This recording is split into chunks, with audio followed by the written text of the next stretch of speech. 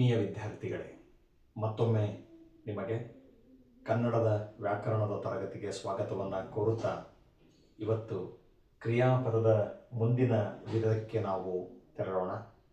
ಈಗಾಗಲೇ ನಾವು ಕ್ರಿಯಾಪದದಲ್ಲಿ ಬರುವಂತಹ ಅರ್ಥರೂಪದ ಕ್ರಿಯಾಪದಗಳಲ್ಲಿ ಮುಖ್ಯವಾಗಿ ಎರಡು ವಿಧಗಳನ್ನು ನಾವು ನೋಡಿದ್ವಿ.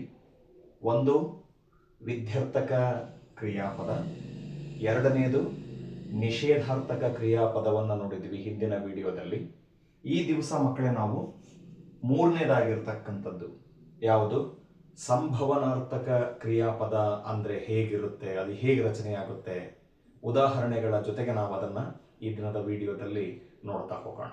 ನಾನು ಅದರ ಹೆಸರನ್ನೇ ಇಲ್ಲಿ ಬರೆದಿದ್ದೀನಿ ಮಕ್ಕಳೇ, ಸಂಭವನಾರ್ಥಕ ಕ್ರಿಯಾಪದ ಅಥವಾ ಸಂಭವನಾರ್ಥಕ ರೂಪದ ಕ್ರಿಯಾಪದ. ನಿಮಗೀಗಾಗಲೇ ತಿಳಿದಿದೆ, ನಾನು ಎಲ್ಲ ವಿಧಗಳ ಪರಿಚಯವನ್ನು ಮೊದಲು ಅದರ ವ್ಯಾಖ್ಯಾನದ ಮೂಲಕನೇ ನಿಮಗೆ ತಿಳಿಸುವ ಪ್ರಯತ್ನ ಮಾಡಿದ್ದೀನಿ ಮಕ್ಕಳೇ. ಹಾಗಾಗಿ ಇವತ್ತಿನ ಸಂಭವನಾರ್ಥಕ ಕ್ರಿಯಾಪದವನ್ನು ಕೂಡ ಅದರ ವ್ಯಾಖ್ಯಾನದ ಮೂಲಕ ನಾವು ನೋಡ್ತಾ ಹೋಗೋಣ. ನಾನು ಮೊದಲನೇದಾಗಿ ಅದರ ವ್ಯಾಖ್ಯಾನವನ್ನು ಬರೀತೀನಿ ಮಕ್ಕಳೇ. ನಿಮಗೀಗಾಗಲೇ ನಾನು ಹೇಳಿದ್ದೀನಿ, ವ್ಯಾಕರಣವನ್ನು ಅರ್ಥ ಮಾಡಿಕೊಳ್ಳುವಂತಹ ಮಕ್ಕಳು ಅಥವಾ ಇದನ್ನು ತಿಳಿಬೇಕು ಅಂತಕ್ಕಂಥವರು ನೋಟ್ಸನ್ನು ಮಾಡಿಕೊಳ್ಳೋದ್ರ ಮೂಲಕ ಮಾಡಿಕೊಂಡ್ರೆ ಅದು ನಿಮಗೆ ಹೆಚ್ಚು ಅರ್ಥ ಆಗೋದಕ್ಕೆ ಸಾಧ್ಯ ಆಗುತ್ತೆ, ಮನನ ಆಗುತ್ತೆ ಅಂಥೇಳಿ ನಾನು ಭಾವಿಸ್ತೀನಿ. ನಿಮ್ಮ ಅನುಕೂಲಕ್ಕೆ ತಕ್ಕ ಹಾಗೆ ಅದನ್ನು ಯಾವ ರೀತಿ ಗ್ರಹಿಸಿಕೊಳ್ತೀರಿ ಆ ಪ್ರಯತ್ನವನ್ನು ಮಾಡಿ ಅಂತ ಹೇಳ್ತಾ ಈಗ ಅದರ ವ್ಯಾಖ್ಯಾನಕ್ಕೆ ಹೋಗ್ತೀನಿ. ಎಲ್ಲರೂ ಗಮನ ಕೊಡಿ ಮಕ್ಕಳೇ. ನೋಡಿ, ಇಲ್ಲಿ ಸಂಭವನಾರ್ಥಕ ಕ್ರಿಯಾಪದ ಹಾಗಂದ್ರೆ ಏನು, ಅದರ ವ್ಯಾಖ್ಯಾನವನ್ನು ಬರಿತೀನಿ. ಕ್ರಿಯೆಯು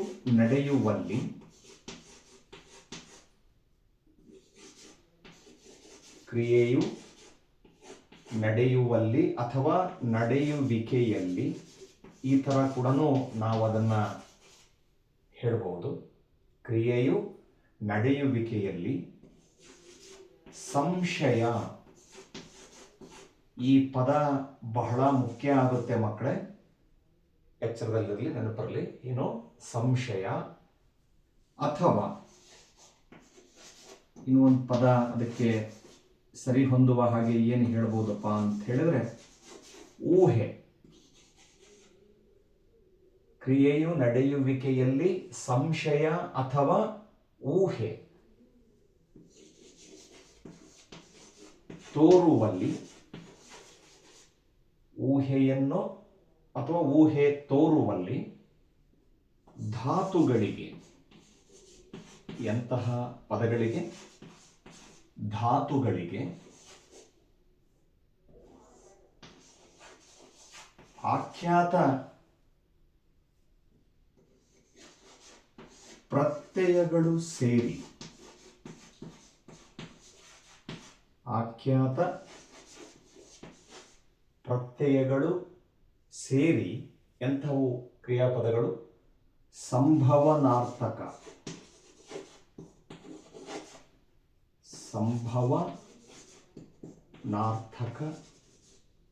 ಕ್ರಿಯಾಪದಗಳು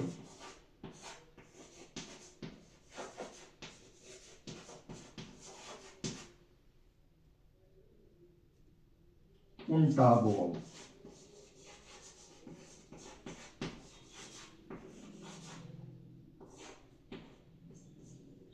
ಅಥವಾ ರಚನೆಯಾಗುವವು ಅಂದರೂ ಕೂಡ ತಪ್ಪಿಲ್ಲ. ಎಲ್ಲರೂ ಸ್ವಲ್ಪ ಸರಿಯಾಗಿ ಗಮನಿಸಿ ಮಕ್ಕಳೇ. ನಾನು ಉದಾಹರಣೆಗಳಿಗೆ ತೆರಳೋದಕ್ಕಿಂತ ಮುಂಚೆ ಸಂಭವನಾರ್ಥಕ ಕ್ರಿಯಾಪದ ಅಂದ್ರೇನು ಅನ್ನೋದಕ್ಕೆ ಇಲ್ಲಿ ನಮಗೆ ಅದರ ವ್ಯಾಖ್ಯಾನ ಇದೆ. ಅದು ನಮಗೆ ಬಹಳ ಸ್ಪಷ್ಟವಾಗಿ ಅದರ ಅರ್ಥವನ್ನು ತಿಳಿಸ್ಕೊಡತ್ತೆ. ಏನು ನೋಡಿ, ಇಲ್ಲಿ ನಾನು ಮೊದಲನೇದು ಹೇಳ್ತೀನಿ. ಸಂಭವನಾರ್ಥಕ ಅನ್ನೋದರಲ್ಲಿ ಸಂಭವ ಅನ್ನೋದೊಂದು ಪದ ಇದೆ. ಏನಿದೆ, ಸಂಭವ. ಇದನ್ನು ನಾವು ಮಾತಿನಲ್ಲಿ ಬಳಸ್ತೀವಿ ನೋಡಿ, ಸಂಭವಿಸುತ್ತದೆ, ಸಂಭವಿಸುವುದು, ಸಂಭವಿಸಬಹುದು ಅಂಥೇಳಿ ಹೇಳ್ತೀವಲ್ಲ ನಾವು. ಅದರಲ್ಲೇ ನಮಗೆ ಅರ್ಥ ಸಿಕ್ಬಿಡುತ್ತೆ ನಮಗೆ. ಅಂದರೆ ಕ್ರಿಯೆಯು ನಡೆಯುವಿಕೆಯಲ್ಲಿ ನಮಗೆ ಯಾವ ಥರದ ಭಾವನೆ ಗೊತ್ತಾಗುತ್ತೆ ಅಂತ ಹೇಳಿದ್ರೆ, ಸಂಶಯ ಅಥವಾ ಊಹೆ ತೋರಿಸಿಬಿಟ್ರೆ ಅಂದ್ರೆ ಇಲ್ಲಿ ಒಂದು ಅರ್ಥ ಮಾಡ್ಕೊಳ್ಳಿ, ಕ್ರಿಯೆ ನಡೆಯುವಲ್ಲಿ ನಮಗೆ ಏನು ಮೂಡುತ್ತೆ ಅಂತ ಹೇಳಿದ್ರೆ ಸಂಶಯ ಒಡ ಮೂಡುತ್ತೆ, ಅಥವಾ ಊಹೆ ಅನ್ನೋದು ಮಾಡಬಹುದು. ಅಂದ್ರೆ ಆ ಕ್ರಿಯೆ ಸಂಪೂರ್ಣವಾಗಿ ನಡೆಯುತ್ತೆ ಅಂತಲೂ ಹೇಳಕ್ಕಾಗಲ್ಲ, ನಡೆಯಲ್ಲ ಅಂತಲೂ ಹೇಳಕ್ಕಾಗಲ್ಲ. ನಡೆಯಲ್ಲ ಅಂದ್ರೆ ಅದು ಎರಡನೇ ವಿಧ. ನಾವಾಗಲೇ ಹಿಂದಿನ ವಿಡಿಯೋದಲ್ಲಿ ಗಮನಿಸಿದೀವಿ. ಕ್ರಿಯೆ ನಡೆಯೋದಿಲ್ಲ ಅನ್ನೋದನ್ನು ಹೇಳೋದು ಯಾವುದು? ನಿಷೇಧಾರ್ಥಕ. ನಾವೀಗ ನಿಷೇಧಾರ್ಥಕ ಅಂತ ಹೇಳಕ್ಕಾಗಲ್ಲ. ಕ್ರಿಯೆ ನಡೆಯುವಲ್ಲಿ ನಮಗೆ ಏನು ಉಂಟಾಗುತ್ತೆ ಅಂತ ಹೇಳಿದ್ರೆ ಸಂಶಯ ಉಂಟಾಗುತ್ತೆ, ಅನುಮಾನ ವ್ಯಕ್ತ ಆಗುತ್ತೆ, ಅಥವಾ ಕ್ರಿಯೆ ನಡೆಯುವುದರ ಬಗ್ಗೆ ಊಹೆಯನ್ನ ಮಾಡಬಹುದು. ನೀವು ಇಂಗ್ಲಿಷ್ನಲ್ಲಿ ಗೆಸ್ ಅಂತಿರಲ್ಲ, ಅದು ಕೆಲಸ ಆಗಬಹುದು ಅನ್ನೋದ್ರ ಬಗ್ಗೆ, ನಡೀಬಹುದು ಅನ್ನೋದ್ರ ಬಗ್ಗೆ ಒಂದು ಊಹೆ ಮಾಡುವಂಥದ್ದು. ಆ ರೀತಿಯಲ್ಲಿ ಅಂದ್ರೆ ಸಂಶಯ ಅಥವಾ ಊಹೆಯ ಅರ್ಥವನ್ನ ತೋರಿಸುವಲ್ಲಿ ಏನುಗಳಿಗೆ, ಧಾತುಗಳಿಗೆ ಏನು ಸೇರಿ, ಆಖ್ಯಾತ ಪ್ರತ್ಯಯಗಳು ಸೇರಿ ಉದ್ಭವ ಆಗುವಂತಹ ಕ್ರಿಯಾಪದಗಳು ಯಾವಾಗಿದಾವೆಪ್ಪ ಅಂತ ಹೇಳಿದ್ರೆ ಸಂಭವನಾರ್ಥಕ ಕ್ರಿಯಾಪದಗಳು ಅನಿಸಿಕೊಂಡಿದ್ದಾವೆ. ಈಗ ಅದನ್ನು ನಾವು ಉದಾಹರಣೆಗಳ ಮೂಲಕ ನೋಡ್ತಾ ಹೋಗೋಣ.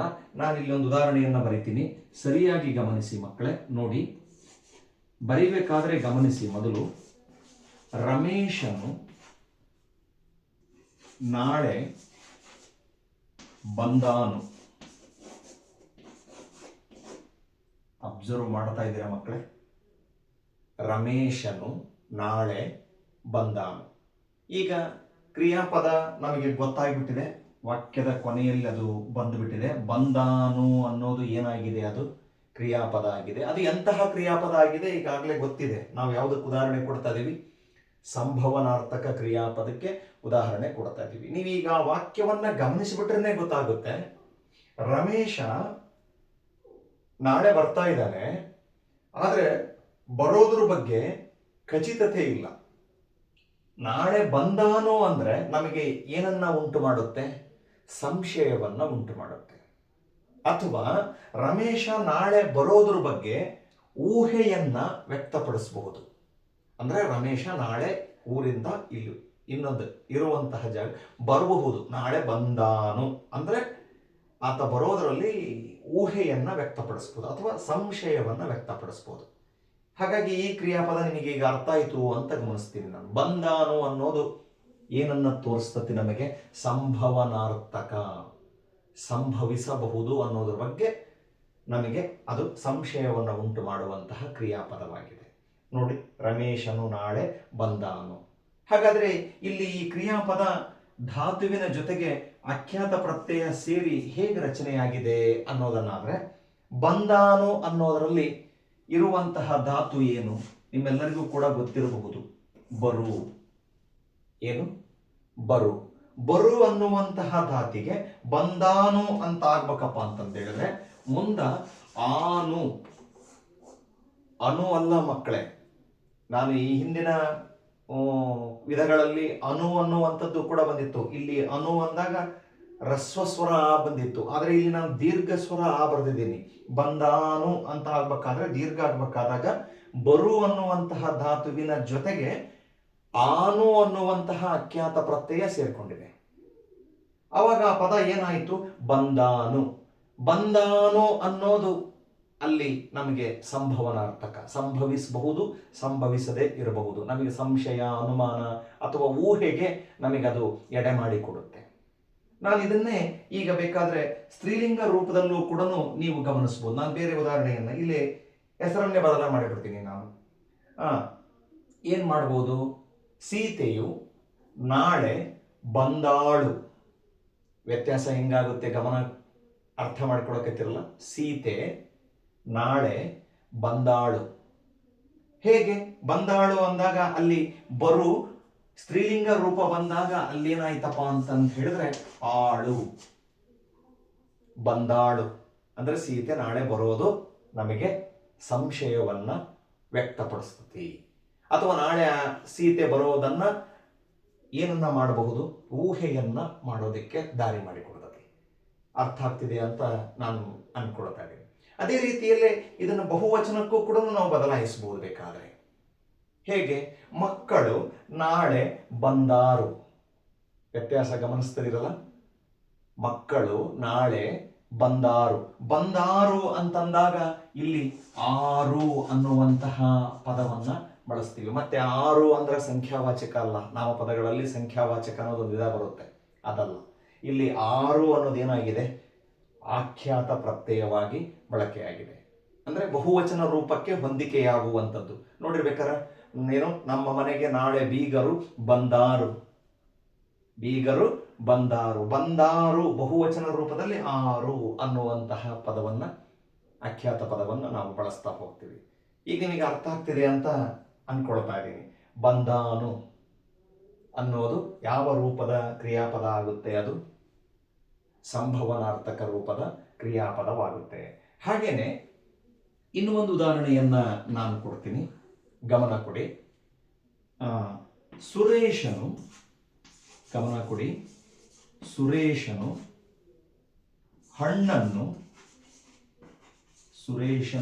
ಹಣ್ಣನ್ನು ತಿಂದಾನು. ಗಮನಿಸ್ತದಿರಿ ಮಕ್ಕಳೇ, ಸುರೇಶನು ಹಣ್ಣನ್ನು ತಿಂದಾನು.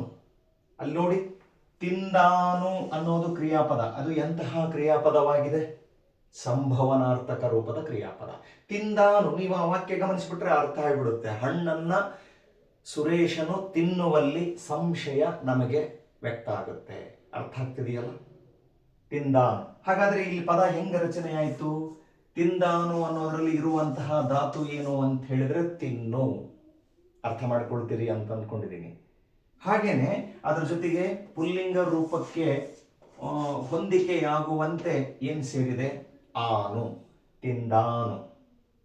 ಇದನ್ನೇ ನೀವು ಸ್ತ್ರೀಲಿಂಗ ರೂಪಕ್ಕೆ ಬದಲಾವಣೆ ಕೂಡ ಮಾಡಿ ವಾಕ್ಯವನ್ನು ಬದಲಿಸಬಹುದು. ಸುರೇಶನು ತೆಗೆದು ನಾನು ಬೇರೆ ಯಾವುದಾದ್ರೂ ಒಂದು ಹೆಸರನ್ನ, ರಾಧಾ ಹಣ್ಣನ್ನು ತಿಂದಾಳು. ಇಲ್ಲಿ ತಿಂದಾನು ಬದಲಿಗೆ ಏನಾಗ್ಬಿಡುತ್ತೆ ಕ್ರಿಯಾಪದ? ತಿಂದಾಳು. ತಿಂದಾಳು ಅಂದಾಗ ನಾನು ಆಗ್ಲೇ ಹೇಳಿದೆ, ಆಳು ಅನ್ನುವಂತಹ ಅಖ್ಯಾತ ಪ್ರತ್ಯಯ ತಿನ್ನು ಅನ್ನೋ ಪದದ ಜೊತೆಗೆ ಸೇರ್ಕೊಂಡಾಗ ತಿಂದಾಳು. ರಾಧಾ ಹಣ್ಣನ್ನ ತಿಂದಾಳು ಅಂದ್ರೆ ಅಲ್ಲಿ ನಮಗೆ ಸಂಶಯ ವ್ಯಕ್ತವಾಗುತ್ತೆ. ರಾಧಾ ಹಣ್ಣನ್ನ ತಿನ್ನುವುದರಲ್ಲಿ ಸಂಶಯ. ತಿನ್ನಬಹುದು, ತಿಂದೇನೆ ಹಾಗೆ ಬಿಡಬಹುದು. ಅದನ್ನೇ ನೀವು ಬೇಕಾದರೆ ಬಹುವಚನಕ್ಕೂ ಬದಲಾವಣೆ ಮಾಡಿ. ಮಕ್ಕಳು ಹಣ್ಣನ್ನು ತಿಂದಾರು. ಅರ್ಥ ಆಗ್ತದಲ್ಲ? ಮಕ್ಕಳು ಹಣ್ಣನ್ನ ತಿಂದಾರು. ತಿಂದಾರು ಅಂತಂದಾಗ ತಿನ್ನಬಹುದು, ತಿಂದೇ ಇರಬಹುದು, ಅಥವಾ ತಿನ್ನೋದ್ರ ಬಗ್ಗೆ ಊಹೆಯನ್ನ ನಾವು ಗಮನಿಸಬಹುದು, ಆಲೋಚನೆ ಮಾಡಬಹುದು, ಅಥವಾ ಸಂಶಯ ಅನ್ನೋದಾಗುತ್ತೆ. ಆಮೇಲೆ ಇನ್ನು ನಾವು ಪ್ರಾಣಿ ಪಕ್ಷಿಗಳಿಗೂ ಕೂಡ, ನಪುಂಸಕಲಿಂಗಗಳಿಗೂ ಕೂಡ ಬದಲಾವಣೆ ಮಾಡಬಹುದು. ಹಣ್ಣನ್ನ ತಿನ್ನೋದನ್ನ ನಾವು ಜಾಸ್ತಿ ಗಿಳಿಗೆ ತಿನ್ನಿಸ್ತೀವಿ. ನಾವು ಮಕ್ಕಳಿಗೆ ಉದಾಹರಣೆ ಕೊಡಬೇಕಾದ್ರೆ, ಗಿಳಿಯು ಹಣ್ಣನ್ನ ತಿಂದೀತು. ಇದು ಬಹಳ ವಿಶೇಷ. ಗಿಳಿಯು ಹಣ್ಣನ್ನ ತಿಂದೀತು. ತಿಂದೀತು ಅಂದಾಗ ನೋಡ್ರಿ, ಇಲ್ಲಿ ಬಹಳ ಇನ್ನೊಂದು ವಿಶೇಷವಾದ ಆಖ್ಯಾತ ಪ್ರತ್ಯಯ ಬಂತು, ಈತು. ದೀರ್ಘಸ್ವರ ಈತು. ತಿಂದೀತು, ತಿನ್ನು ಅನ್ನುವಂತಹ ಧಾತುವಿನ ಜೊತೆಗೆ ಈತು ಅನ್ನುವಂಥದ್ದು ಆಖ್ಯಾತ ಪ್ರತ್ಯಯ. ಅಥವಾ ಮಗುವಿಗೂ ಕೂಡ ಹೇಳ್ಬೋದು ನೋಡಿ, ನಾವು ಮಗುವನ್ನ ಪುಲ್ಲಿಂಗಕ್ಕೂ ಸೇರಿಸಲ್ಲ, ಸ್ತ್ರೀಲಿಂಗಕ್ಕೂ ಸೇರಿಸಲ್ಲ, ನಪುಂಸಕ ಲಿಂಗದಲ್ಲಿ ನೋಡ್ತಾ ಹೋಗ್ತೀವಿ. ಮಗು ಹಣ್ಣನ್ನ ತಿಂದೀತು. ಗಿಳಿಗೆ ಹೆಂಗ್ ಸೇರಿಸಿದೀವೋ ಹಂಗ ಮಗು ಹಣ್ಣನ್ನ ತಿಂದೀತು. ತಿಂದೀತು ಅಂದಾಗ ಆ ಕ್ರಿಯೆ ನಡೆಯುವಲ್ಲಿ ನಮಗೆ ಏನು ಗೊತ್ತಾಗ್ತತಿ? ಸಂಶಯ ಗೊತ್ತಾಗ್ತತಿ. ಅಥವಾ ತಿನ್ನೋದ್ರ ಬಗ್ಗೆ ಊಹೆಯನ್ನ ನಾವಲ್ಲಿ ಗಮನಿಸಬಹುದಾಗಿದೆ. ಇದು ಒಂದು. ನೆಕ್ಸ್ಟ್ ಇನ್ನೂ ಒಂದು ಉದಾಹರಣೆಯನ್ನು ನಾನು ನಿಮಗೆ ಕೊಡ್ತಾ ಹೋಗ್ತೀನಿ ನೋಡಿ. ಏನದು? ಅವನು ಒಂದು ಸರ್ವನಾಮದಲ್ಲಿ ಬಳಸ್ತೀನಿ, ಬರೀ ಹೆಸರುಗಳನ್ನೇ ಯಾಕೆ, ಸರ್ವನಾಮವನ್ನು ಬಳಸಿ ಹೇಳ್ತೀನಿ. ಅವನು ನಾಳೆ ಊರಿಗೆ ಹೋಗನು. ಗಮನಿಸ್ತಿದ್ದೀರಾ ಮಕ್ಕಳೇ? ಅವನು ನಾಳೆ ಊರಿಗೆ ಹೋಗನು. ಹೋಗನು ಅನ್ನೋದು ಇದು ಏನು ಹೇಳಿ, ನಾನು ನಿಮಗೆ ಗೊತ್ತಾಗ್ಲಿ ಅಂತ ಹೇಳಿ ಸಂಭವನಾರ್ಥಕ ಅನ್ನೋದಕ್ಕಿಂತ ಹೆಚ್ಚಾಗಿ ನಿಷೇಧಾರ್ಥಕವನ್ನು ತೋರಿಸ್ತೇವೆ. ಹೋಗನು ಅಂದ್ರೆ ಅದು ನಿಷೇಧಾರ್ಥಕ. ಇದನ್ನು ನಾವು ಸಂಭವನಾರ್ಥಕ ರೂಪಕ್ಕೆ ಬದಲಾವಣೆ ಮಾಡ್ಬೇಕಪ್ಪ ಅಂತ ಹೇಳಿದ್ರೆ, ನಾಳೆ ಊರಿಗೆ ಹೋದಾನು. ಗಮನಿಸ್ತದಿರಿ, ಅವನು ನಾಳೆ ಊರಿಗೆ ಹೋದಾನು. ಹೋದಾನು ಅಂತಂದ್ರೆ ನೀವಿಲ್ಲಿ ಗಮನಿಸ್ಬೋದು, ಹೋಗು ಅನ್ನೋದು ಅದರೊಳಗಿರುವಂತಹ ಧಾತು, ಇದರ ಜೊತೆಗೆ ಆನು ಅನ್ನುವಂತಹ ಪ್ರತ್ಯಯ ಸೇರಿಸಿಬಿಟ್ಟು ಪದ ರಚನೆ ಏನಾಗುತ್ತೆ? ಹೋದಾನು. ಅವನು ನಾಳೆ ಊರಿಗೆ ಹೋದಾನು ಅಂದರೆ ಹೋಗಬಹುದು, ಹೋಗದೇನು ಬಿಡಬಹುದು, ಸಂಶಯ ವ್ಯಕ್ತವಾಗುತ್ತೆ. ಅದನ್ನೇ ನೀವು ಬೇಕಾದರೆ ಸ್ತ್ರೀಲಿಂಗ ರೂಪಕ್ಕೂ ಬದಲಾವಣೆ ಮಾಡಬಹುದು. ಅವಳು ನಾಳೆ ಊರಿಗೆ ಹೋದಾಳು. ಹೋದಾಳು ಅಂದರೆ ಗೊತ್ತಿಲ್ಲ, ಸಂಶಯ. ಹಾಗೇನೆ ಮಕ್ಕಳು ನಾಳೆ ಊರಿಗೆ ಹೋದಾರು. ಹೋಗು ಅನ್ನುವಂಥದ್ರ ಜೊತೆಗೆ ಆರು ಅನ್ನುವಂತಹ ಅಖ್ಯಾತ ಪ್ರತ್ಯಯ ಸೇರಿಸಿ ಹೋಗಾರು ಅಥವಾ ಹೋದಾರು ಅನ್ನುವಂತಹ ಪದ ರಚನೆಯಾಗುವುದನ್ನು ಗಮನಿಸಿದಿರಿ. ಹೀಗೇನೆ ಬೇಕಾದಷ್ಟು ನಾವು ಕ್ರಿಯಾಪದಗಳನ್ನು ಅದರ ಜೊತೆಗೆ ಅಖ್ಯಾತ ಪ್ರತ್ಯಯಗಳನ್ನು ಸೇರಿಸಿಬಿಟ್ಟು ಸಂಶಯ ಅಥವಾ ಊಹೆ ಮೂಡುವಲ್ಲಿ ಧಾತುಗಳ ಜೊತೆಗೆ ಅಖ್ಯಾತ ಪ್ರತ್ಯಯಗಳು ಸೇರಿಕೊಂಡಾಗ ಯಾವ ರೂಪದ ಕ್ರಿಯಾಪದಗಳು? ಸಂಭವನಾರ್ಥಕ ರೂಪದ ಕ್ರಿಯಾಪದಗಳು ರಚನೆ ಆಗ್ತವೆ. ಈಗ ಬರೆ ಅನ್ನೋದೊಂದು ಧಾತು ಇದೆ. ಯಾವುದು ಮಕ್ಕಳೇ? ಬರೆ. ಇದಕ್ಕೂ ಕೂಡ ನೀವು ಧಾತು ಅಖ್ಯಾತ ಪ್ರತ್ಯಯಗಳನ್ನು ಸೇರಿಸಿಬಿಟ್ಟು ಸಂಭವನಾರ್ಥಕ ಕ್ರಿಯಾಪದಗಳನ್ನು ಮಾಡ್ಬೋದು. ನೋಡಿ, ಇದನ್ನೇ ಸೇರಿಸೋಣ ನಾವು. ರಮೇಶನು ಪಾಠವನ್ನು ಬರೆದಾನು. ಅರ್ಥ ಮಾಡ್ಕೊಳ್ತೀರಿ? ರಮೇಶನು ಪಾಠವನ್ನು ಬರೆದಾನು. ಬರೆದಾನು ಅಂತಂದಾಗ ಸಂಶಯ ಅಥವಾ ಬರೆಯೋದ್ರ ಬಗ್ಗೆ ಊಹೆ ವ್ಯಕ್ತವಾಗುತ್ತೆ. ಅದನ್ನೇ ಸ್ತ್ರೀಲಿಂಗ ರೂಪದಲ್ಲಿ ಸಂಗೀತ ಪಾಠವನ್ನು ಬರೆದಾಳು. ಬರೆದಾಳು ಅಂತಂದಾಗ ಅದೇ ಅರ್ಥ. ಮಕ್ಕಳು ಪಾಠವನ್ನು ಬರೆದಾರು. ಬರೆದಾರು ಅಂತಂದ್ರೆ ಬರಿಬಹುದರು, ಬರೀದೇನೆ ಬಿಡಬಹುದು. ಬರೆದಾರು ಅಂತ ಹೇಳಿದ್ರೆ ಅವರು ಪಾಠವನ್ನು ಬರಿಬಹುದು ಅಂಥೇಳಿ ನೋಡುವವರು ಅವ್ರ ಬಗ್ಗೆ ಊಹೆಯನ್ನ ಮಾಡಬಹುದು, ಅಥವಾ ಇಲ್ಲ ಬರೆಯದೇ ಇಲ್ಲ ಅನ್ನುವ ಥರದಲ್ಲಿ ಅವರಲ್ಲಿ ಸಂಶಯ ಅನ್ನುವಂತಹ ಅರ್ಥ ಮೂಡಬಹುದು.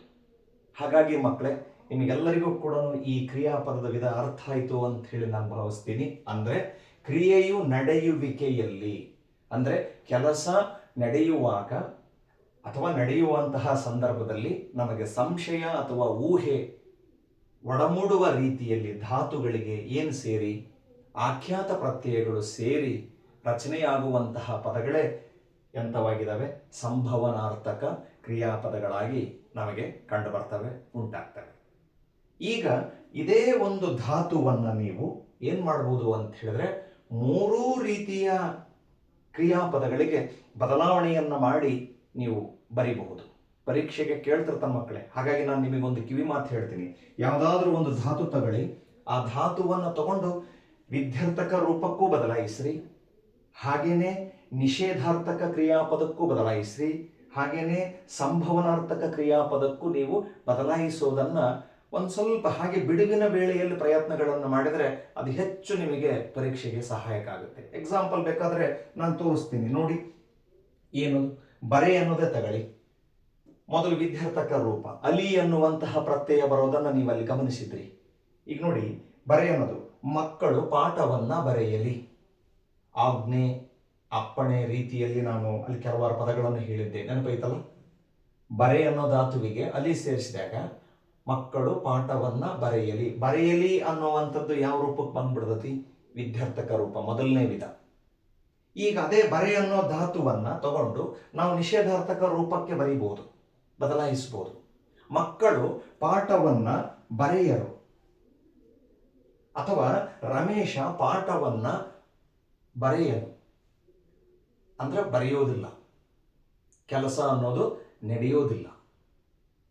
ಅದೇ ಬರೆ ಅನ್ನುವಂತಹ ಧಾತುವನ್ನ ಸಂಭವನಾರ್ಥಕ್ಕೂ ಕೂಡ ನಾನು ಈಗ ತಾನೇ ಹೇಳಿದೆ. ಬರೆದಾನು, ಬರೆದಾಳು ಅಲ್ಲ. ಮಾಡು ಅನ್ನೋ ಧಾತು ಇದೆ. ಯಾವ ಧಾತು ಇದೆ? ಮಾಡು. ನೋಡಿ, ಮಾಡು. ಅಮ್ಮ ಕೆಲಸವನ್ನ ಮಾಡಲಿ. ಮಾಡಲಿ ಅಂತಂದಾಗ ಅದು ಯಾವ ರೂಪಕ್ಕೆ ಹೋಗ್ಬಿಡುತ್ತೆ? ಯಾವ ಕ್ರಿಯಾಪದ ಆಗಿಬಿಡ್ತತಿ? ವಿಧ್ಯರ್ಥಕ ರೂಪ ಆಗಿಬಿಡ್ತತಿ. ಅದೇ ಅಮ್ಮ ಕೆಲಸವನ್ನ ಮಾಡಳು.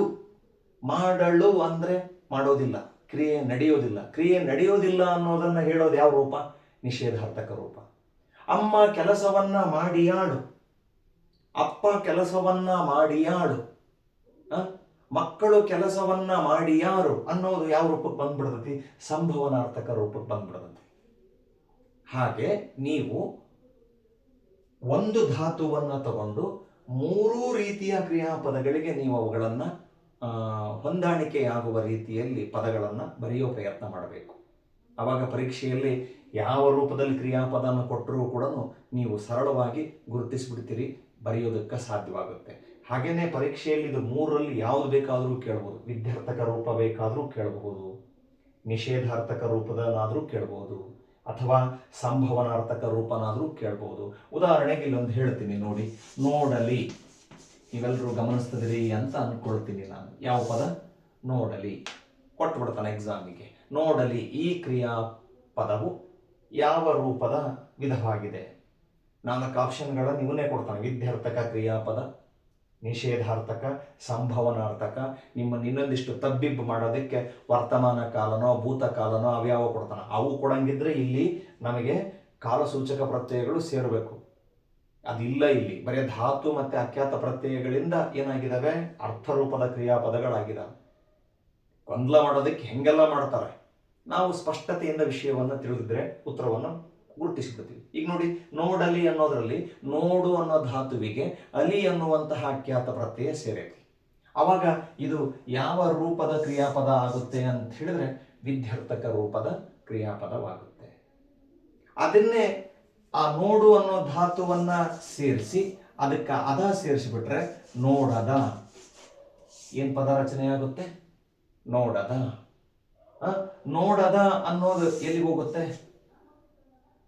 ನಿಷೇಧಾರ್ಥಕ ಹೋಗುತ್ತೆ. ಅಥವಾ ನೋಡನು, ನೋಡಳು, ನೋಡದ. ಇದು ನಿಮಗೆ ಅರ್ಥ ಆಯ್ತು ಅಂತ ನಾನು ಅನ್ಕೊಳ್ತೀನಿ. ಅದನ್ನೇ ನಾವು ಎಲ್ಲಿಗೆ ಸಂಭವನಾರ್ಥಕ ರೂಪಕ್ಕೆ ಸೇರಿಸಿಬಿಟ್ರೆ ನೋಡಿಯಾನು, ನೋಡಿಯಾಳು, ನೋಡಿಯಾರು, ನೋಡೀತು.